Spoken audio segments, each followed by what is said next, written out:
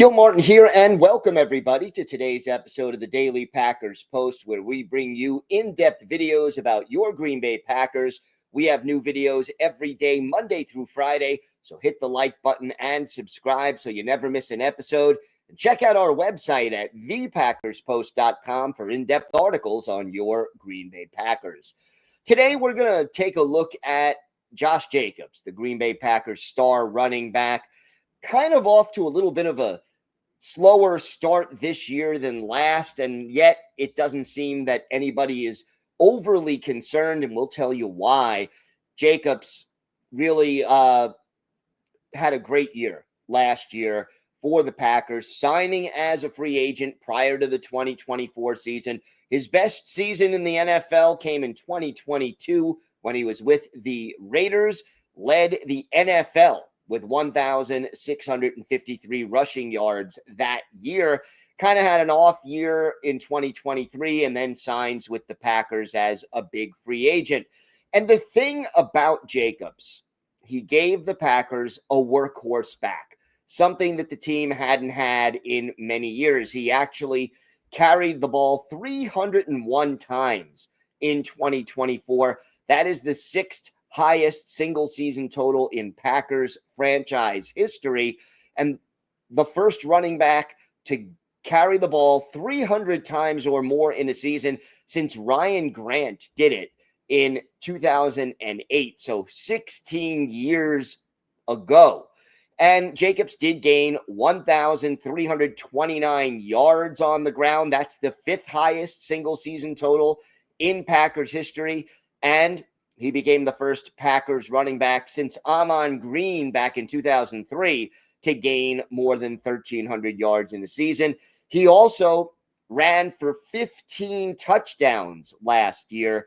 That is tying him for third on the Packers single season list. So last year, you had Jordan Love suffering an injury in week one on that horrible field in Brazil. It was like playing on a skating rink.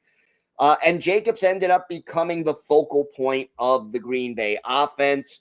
And look, he was the guy that opposing defensive coordinators knew they needed to stop if they were going to slow down the Green Bay offense. Well, fast forward now to 2025. Jacobs is back. He is unquestionably, again, the Packers' number one running back. And yet, he's not off to quite the start he was a year ago. Now, the fact that Jordan Love is again healthy has certainly something to do with it. But right now, Jacobs, 42 carries through the first two games for 150 yards. That's only a 3.6 yards per carry average. Last year, the average was 4.4. He hasn't topped 100 yards in either game, even though the Packers got off to an early lead in both games and never trailed. So you would think they would be feeding Jacobs in the running game even more. The Packers are also not rotating running backs much at this point. Jacobs has 42 carries in two games. No other running back on the roster, and that includes Chris Brooks and Emmanuel Wilson as of now, has more than 2 carries. The next highest number of carries on the roster, Jordan Love, with 6, and those mostly come on scrambles. But Matt LaFleur, not worried. The Packers head coach basically saying, he's always available, and I love how he competes. Unfortunately, we haven't had a lot of great running lanes for him yet. A lot of it is a byproduct of how teams are playing us. They're emphasizing stopping the run. And look, let's face it, they weren't going to do that last year with Love not at 100%.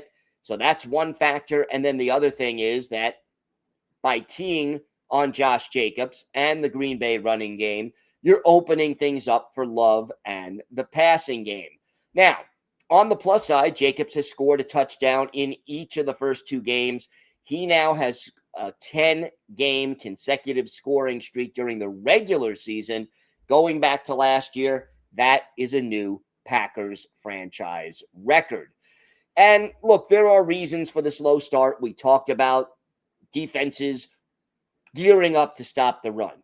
We talked about how that has opened things up for the passing game.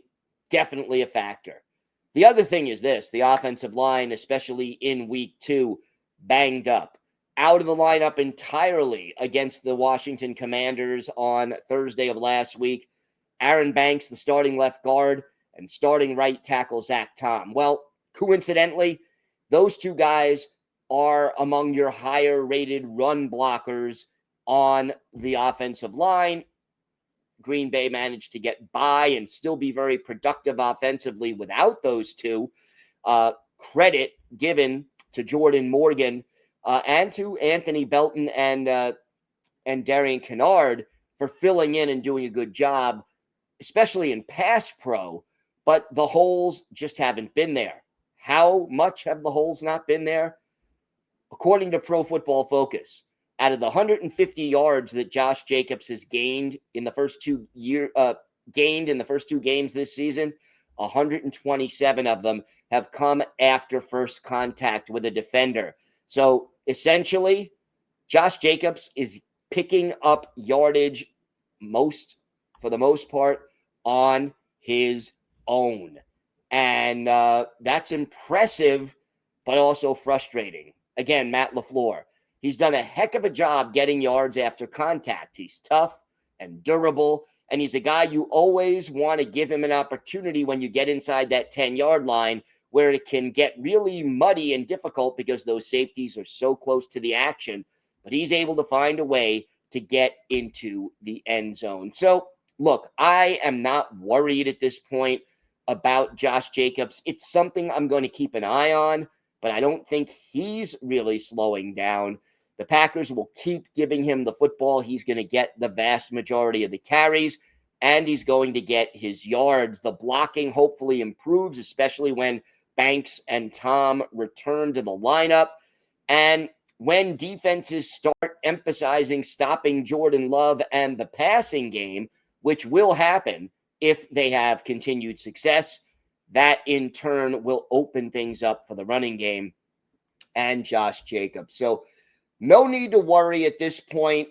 It's sort of in the back of my mind as a small concern, but I think Josh Jacobs is going to be fine. And if you remember in my 10 bold predictions video that I did before the season started, I predicted that Josh Jacobs would go over 1,000 yards this year, but would not top the 1,300-yard mark as he did last year.